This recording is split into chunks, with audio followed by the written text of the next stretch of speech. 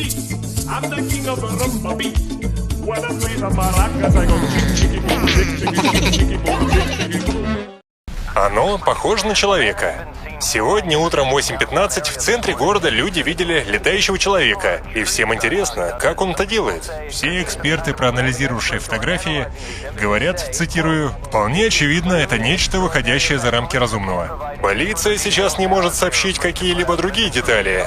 Некоторые говорят, он одет в темно-серый костюм. Другие думают, что это у него такая кожа. Властям было приказано отозвать вертолеты. Воздушное столкновение над густонаселенным городом слишком рискованно и опасно. Поступают сообщения о том, что наш летающий человек атаковал машину сегодня утром. В машине нашли 2 погибших. Кажется, так он проявил свою суперсилу. Полиции действительно трудно как-то реагировать на что-то подобное, ибо до сих пор не ясно, с чем конкретно мы имеем дело и возможна ли повторная атака, подобная уже совершенной.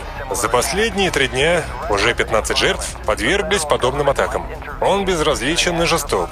Федеральное правительство готово вмешаться, и граждан просят сотрудничать и оставаться дома. Власти опубликовали первый официальный список жертв и, наконец, подтвердили наличие шаблонности. Мы считаем, что летающий человек, сеющий панику в нашем городе, он своего рода летающий велигант, ибо большинство его жертв – серьезные преступники. Летающий человек. До сих пор продолжают